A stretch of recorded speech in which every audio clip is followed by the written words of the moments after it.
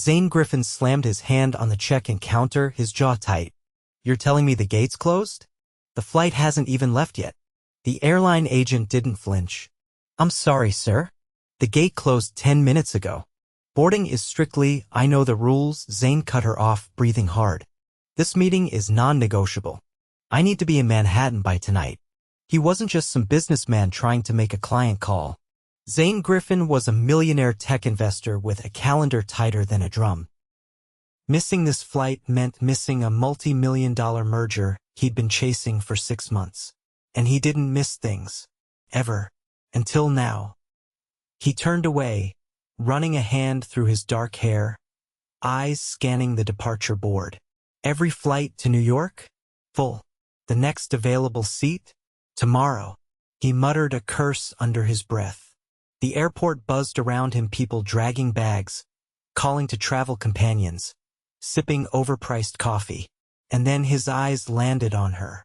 She was standing behind the information desk nearby, talking to an elderly couple with a soft smile and absolute calm. She looked real. No fake customer service grin. Just honest warmth. Her name tag read, Zara Gilmore Flight Services. It wasn't her striking cheekbones or the messy ponytail that caught his attention, it was the way she actually listened. Like whatever the old man was saying mattered. He stepped toward the counter with the kind of confidence that made people move out of his way without thinking. Excuse me, Zane said, voice low but firm. Zara looked up, her eyes hazel with flecks of gold meeting his. My name's Zane Griffin. I missed my flight to New York. I need to get there tonight. First class, charter, cargo hold, I don't care. Just get me on something. Zara didn't blink. You and everyone else trying to beat the storm, she replied. Let me see what I can do. There was something in her tone. Not flirty, not dismissive, just matter of fact. Like she wasn't impressed with the tailored suit or the Rolex or the way he leaned on the counter like he owned the place. I've already checked.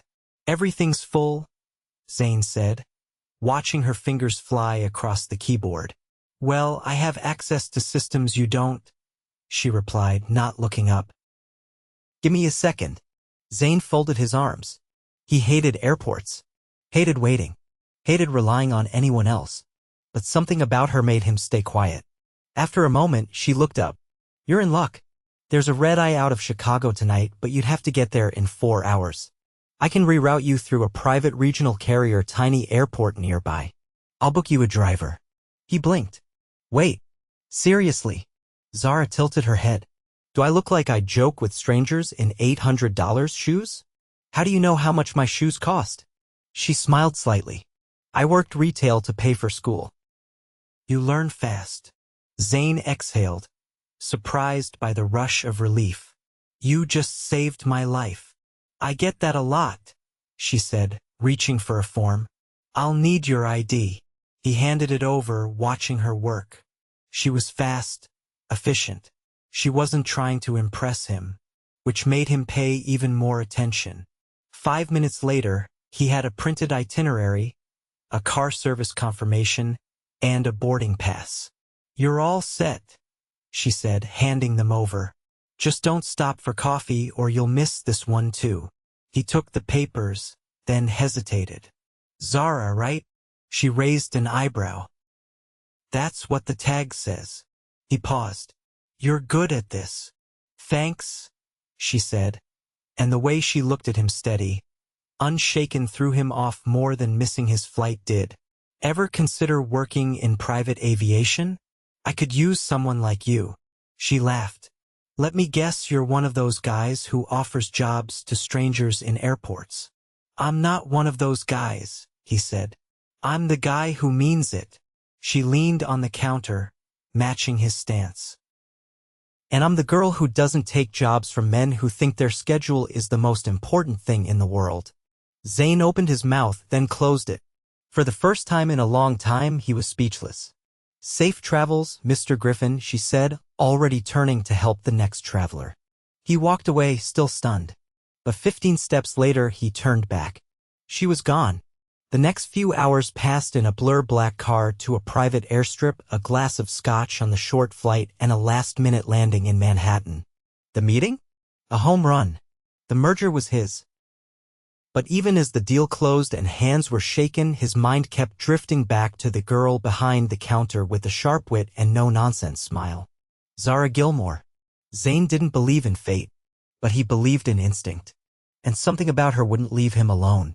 2 days later, he was back at the airport. She was at the same desk, wearing the same navy blazer, tapping something into her screen. He walked up and leaned on the counter, just like before. She looked up and blinked, surprised. "You again?" Zane grinned. "I owe you dinner." She squinted at him. "You came all the way back here. For dinner.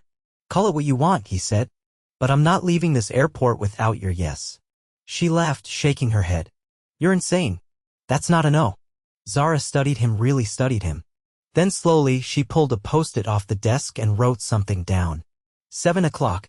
Don't be late this time. He took the note from her hand. "I won't be." And for the first time in years, Zane Griffin felt something more thrilling than closing a deal. He felt like he was about to fall. Hard. Zara stepped into the quiet Italian bistro 5 minutes early, her black boots clicking softly against the polished wood floor. The place was tucked between a flower shop and a bookstore on the Upper West Side, cozy, warm, and lit like a memory. The kind of place that didn't try too hard because it didn't have to. She spotted him instantly. Zane was seated at the corner table, dressed down in dark jeans and a navy jacket, but still unmistakably put together. He was sipping something from a short glass, his posture relaxed but alert. She wondered, for just a second, if he'd been waiting long. "You're early," she said, sliding into the seat across from him. "So are you," he replied, setting the glass aside.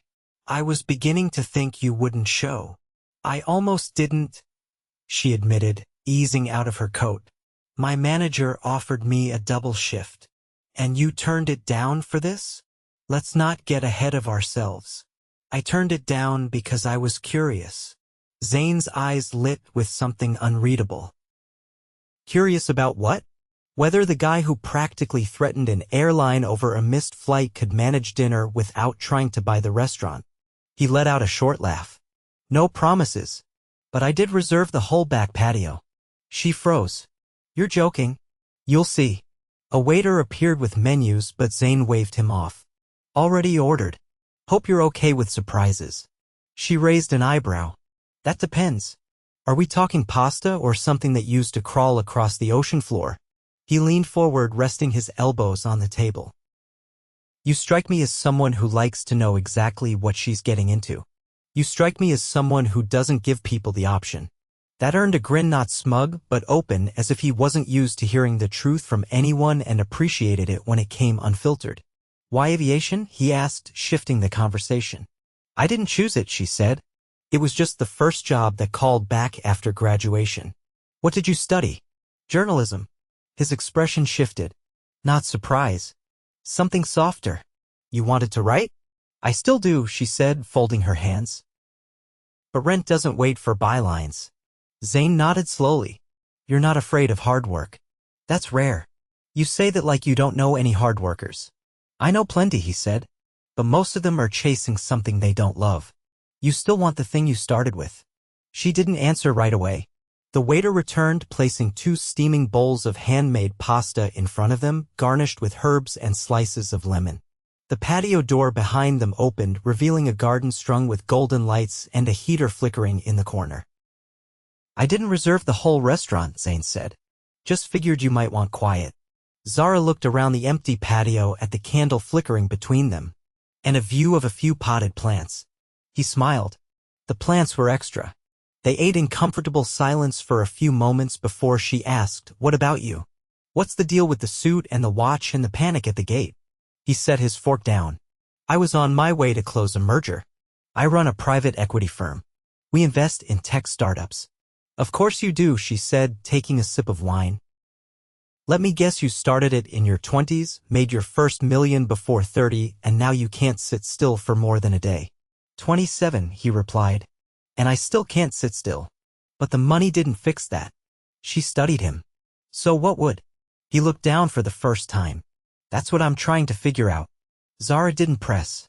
Something about the way his voice dipped made her certain he wasn't used to admitting uncertainty. By the time the plates were cleared and dessert arrived, caramel tart with sea salt and espresso mousse, the temperature outside had dropped, but neither of them noticed. You really don't need to impress me, she said, eyeing the dessert spread. I'm not trying to, he said. I just thought you deserved a night where someone else handled the details. She went quiet for a moment. That's not something I'm used to. Then let it be a first. When they stood to leave, he held the door open, letting her step out into the crisp evening air. A black car waited at the curb, but she waved it off. I'll take the subway, she said. I like the noise. Zane tilted his head. Let me walk you at least. She hesitated, then nodded. They walked 2 blocks in silence before she said, You know this is temporary, right? Whatever this is. I'm not asking for permanent, he said. I'm asking for next time. She stopped at the entrance to the station, hands in her pockets. There's a difference between curiosity and interest. And which is this? I'm still deciding. He stepped back, giving her space. Let me know when you do. She descended the stairs without looking back. But when she got home that night, she took the post-it with his number still scribbled on it and stuck it to her fridge. Not because she planned to call, but because for the first time in years she wasn't entirely sure she wouldn't. Zane stood in the middle of the sleek, glass-walled conference room, watching his team shuffle out after the meeting, their voices trailing behind like static. He should have felt triumphant, another acquisition finalized. Another zero added to the accounts, but his mind wasn't in the numbers. Hasn't been for days. He pulled out his phone, then put it away again. He hadn't heard from Zara since the dinner. And he hadn't called either. Not because he didn't want to, he did more than he cared to admit, but because he couldn't decide what this was. A curiosity, maybe, or the start of something that could wreck his carefully measured life. He left the building, declining his usual driver and walking through the city instead. It was late. The kind of late where the streets were still alive, but the noise had softened to something more human. He passed a flower stall and, without thinking, bought a bouquet of white tulips. He didn't even know if she liked flowers. He just needed an excuse to see her again. The next morning, he arrived at the airport just after sunrise. No suit this time, just a dark sweater and jeans. He waited near the terminal wall, out of sight but close enough to see the desk. She was there, her hair down today. She wore no makeup, just a quiet focus as she typed something for a woman in a wheelchair. She didn't look tired. She looked like she belonged. When the line thinned, Zane stepped forward. She was mid-sentence with a man asking about a lost suitcase when she caught sight of him. Her expression didn't change. He waited until she finished, then held out the tulips. I couldn't decide between these or peonies. I flipped a coin. Zara took them, holding them at her side. And what was the coin for? For whether I should show up at all. She nodded slowly. You shouldn't have. That's what I told myself. She glanced at the flowers again. You're not the kind of man who takes no for an answer, are you? I'm not the kind of man who shows up twice if he thinks the first time was a mistake. He paused. But I don't think it was. She looked at him for a long moment, then turned to the side and motioned for another agent. Can you cover for 5? Zane followed her through a side door into a cramped break room with vending machines and 2 folding chairs. This is where I eat lunch, she said, sitting down. Romantic, right? I've had meetings in worse places. She folded her hands. Why are you here? Because I haven't stopped thinking about dinner. And not because of the food. I don't want to be a story, she said. Some quirky airport girl you tell your friends about when you're bored in a boardroom. You think I talk about my life in boardrooms? I think you don't like being told you can't have something. That's true, he said. But this isn't about having. It's about wanting. Zara leaned back, studying him. You say that like you're not used to the difference. I'm not, he admitted. But I'm learning. She stood suddenly. Come back tonight. Zane blinked. What? I get off at 8. Meet me outside the departure's entrance. He stood too. Where are we going? Somewhere that doesn't have a dress code or a wine list. A beat passed. Then she added, and don't bring flowers. Or a car. Just show up. That night, Zane waited outside the terminal at 7:59, hands in his pockets, watching the sidewalk. At exactly 8 o'clock, she appeared, still in her work clothes, jacket slung over her shoulder. Good, she said, walking past him. You can follow directions. Barely, he said, catching up. They walked 4 blocks to a tiny diner with neon signs and cracked leather booths. Inside, the cook nodded at Zara like they were old friends. Sit anywhere, she said, sliding into a booth. Zane looked around. You come here often? Only on nights when I want something real. A waitress brought them coffee without asking. Zara wrapped her hands around the mug. I used to come here with my dad, she said. He worked nights at the post office. We'd meet here when he got off, split pancakes, talk about everything and nothing. Zane watched her quietly. Is he still around? No, she said simply. But I still come here when I miss the way things used to feel. He nodded, not asking anything further. The food came quickly, grilled cheese for her, burger for him. They ate without ceremony, and Zane didn't think about calories or contracts for the first time in months. Why me? Zara asked suddenly. He looked up. You probably meet a dozen women a day who'd kill for your attention. Why chase someone who keeps telling you no? I don't think you're saying no, Zane said. I think you're saying not yet. She considered that. And if I say never? Then I'll respect it, he said. But I'll still be glad I met you. The silence stretched between them, not awkward, but full. I don't need saving, she said after a while. I know. I'm not impressed by money. I noticed. And I won't be someone you keep in a penthouse like a secret. Zane's eyes sharpened. You wouldn't let me even if I tried. Their eyes locked and something shifted. Not the beginning of attraction that had already happened. This was the beginning of trust. When they left the diner, Zane walked her to the subway again. She hesitated at the top of the steps. I like you, she said, voice quiet. But I'm still figuring out if I like who I am when I'm around you. Zane stepped closer, his voice low. Then let me make sure she's someone worth liking. She didn't move when he leaned in. His lips brushed hers, light and brief, but it left his heart thudding in his chest like a warning. When he pulled back, she was still watching him. Good night, Zane. He stepped back. Good night, Zara. And as she disappeared below the street, he knew with the kind of certainty he usually reserved for boardroom decisions that he wasn't walking away from this. Not now. Not ever. Zara stood in the middle of her small apartment, her suitcase half packed on the bed and her fingers still curled around the edge of the email she'd printed out. Her name, Zara Gilmore, was neatly typed at the top of the acceptance letter, a 3-month editorial fellowship at a startup magazine in London. It wasn't glamorous. The stipend barely covered airfare.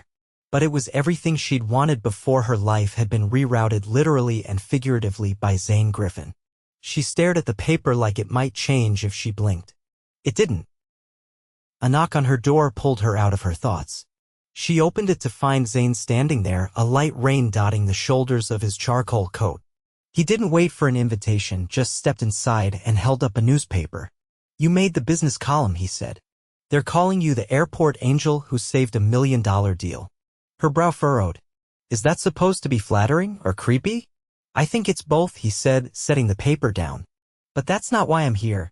She gestured toward the suitcase. Then you're just in time for the farewell party. There's no cake, but I do have leftover dumplings. He looked at the suitcase, then at her. You're taking the fellowship. She nodded. I leave Friday. Zane didn't speak right away. He walked over to the window, rain streaking the glass, and rested a hand on the sill. You didn't tell me. I didn't want to make it a thing, she said. I knew what I'd do the second they emailed. I just needed time to be sure I could walk away. He didn't turn around. And are you? Yes, she said.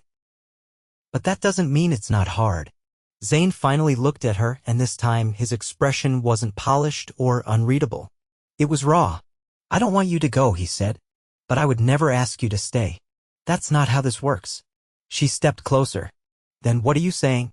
I'm saying I've spent the last 10 years building a life where I control everything: meetings, deals, outcomes. But I can't control this. I can't control you.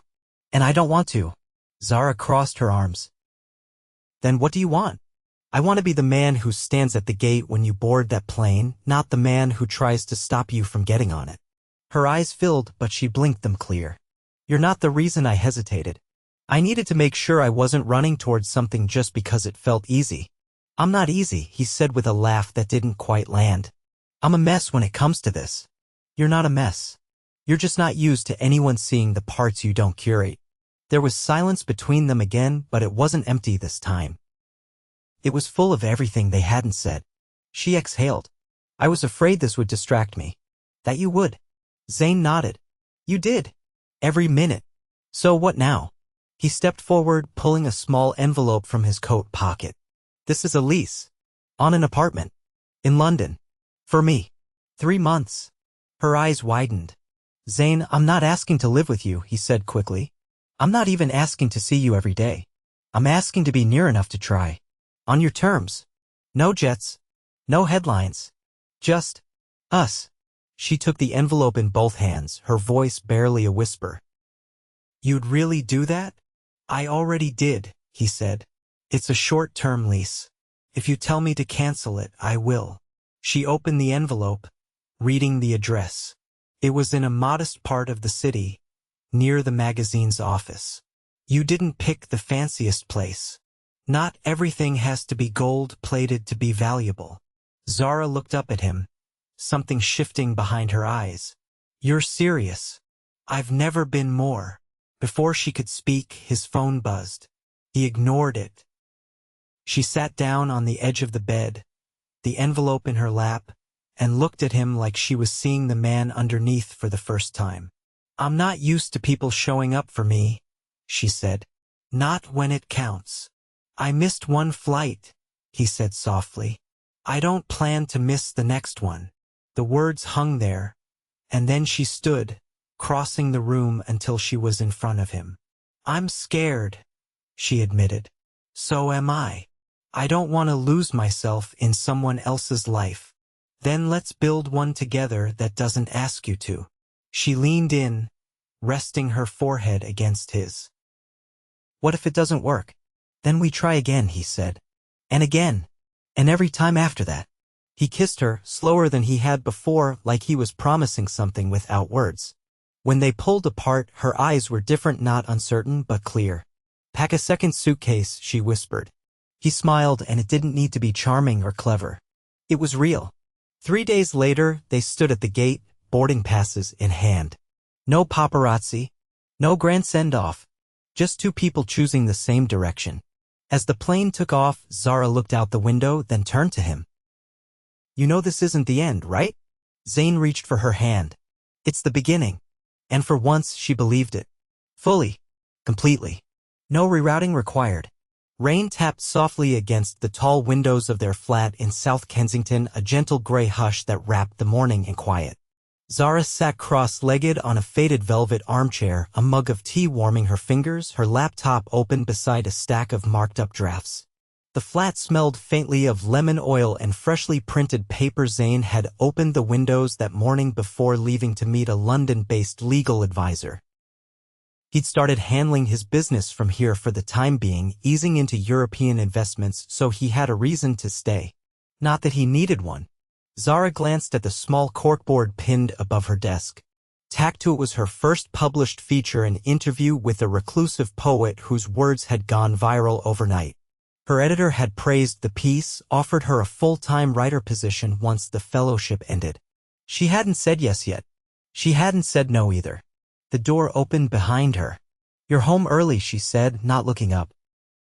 Zane's voice was warm, but edged with something unfamiliar. Can you take a break? She turned in the chair. What happened? He walked in, setting his umbrella by the door. His coat was damp and his hair was tousled from the wind. He didn't answer right away. Instead, he pulled something from his pocket, a folded piece of paper, and held it out. Zara took it carefully. Her eyes scanned the letter, and she froze. You didn't. I did, he said, stepping closer. I sold my entire stake in Griffin Venture Partners. I've been thinking about it for weeks. She looked up at him, stunned. But that's your company.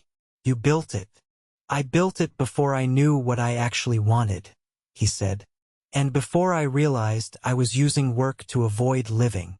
She set the paper down with trembling hands. You don't need to prove anything to me, Zane. This isn't about proving anything, he said. It's about freeing myself to choose. And I'm choosing this. Whatever we build next, I want to invest in things that matter to me now. Not the things I used to chase just because they looked good on paper. She stood slowly. You're not afraid? I'm terrified, he said with a laugh. But I've spent my whole life chasing control. Maybe it's time I learn how to follow something else. Zara wrapped her arms around his waist. So what does this mean for you? It means I won't be flying to Dubai or Geneva at the drop of a hat. It means I'll be here, with you, starting something new. Maybe something smaller, but something that feels like mine again. She pulled back just enough to meet his gaze. I think I know what I want too. He waited, searching her face. I want to stay, she said softly. Here, in London. I want this job. I want early mornings and late tea and writing about things that make people feel something. And I want you. Zane exhaled, visibly relieved. Then we stay. That evening, they walked through the cobblestone lanes of Notting Hill, hand in hand, ducking into a tiny second-hand bookshop tucked behind a row of terraced houses. The shop owner barely looked up as they wandered the aisles, pausing at a table of poetry anthologies. Zara picked one up and flipped through it. I used to want someone to write me into a poem. Zane looked over her shoulder. You don't need to be written into one. You are one. She rolled her eyes, laughing. That was terrible. I've been practicing, he said. Clearly I need more time. They bought 2 books and walked home in the misty drizzle. No umbrellas. No rush. Just them. 3 months passed. Zara's fellowship ended, and she officially joined the magazine's staff. Her new office had a view of the Thames and a wall of framed covers. She kept her desk messy and her schedule full. Zane started a boutique investment firm focused on sustainable tech and women-led startups. He worked fewer hours but made each one count. He stopped checking his phone every 5 minutes. He started cooking. They learned each other's rhythms, not just the good ones. Zara hated mornings. Zane talked in his sleep. Zara needed silence when she wrote. Zane liked music playing in every room. They argued about who left the lights on and who forgot to buy milk. But they always came back to the same place, home. One evening, Zara came out of the bedroom to find the lights dimmed, candles flickering along the windowsill, and Zane standing barefoot in the kitchen, holding something behind his back. She stopped, brow raised. Are we expecting company? No, he said. Just a moment. He stepped forward and revealed a small velvet box. Zara's breath caught. I didn't want to wait for the perfect moment, he said. I just wanted the real one. She didn't move, didn't speak. I love you, he said. Not the idea of you. Not the version of you that fits into my life. I love the real you. The complicated, brilliant, stubborn, incredible you.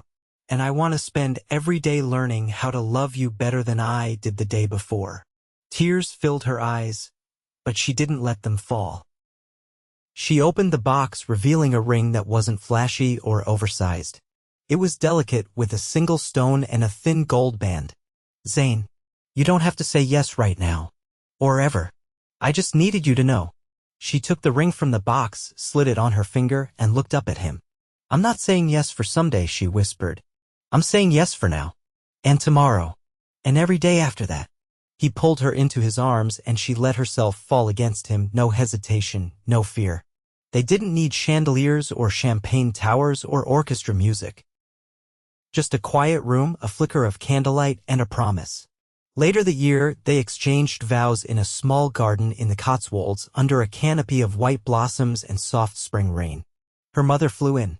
His sister cried during the ceremony. They read their own vows, handwritten, imperfect, and full of meaning. He promised to never miss another flight, not the kind that mattered. She promised to always write their story in the spaces between the ordinary.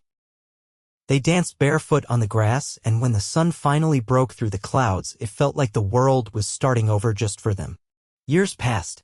They moved once a cozy house near Hampstead Heath with a clawfoot bathtub and a garden Zara planted from scratch.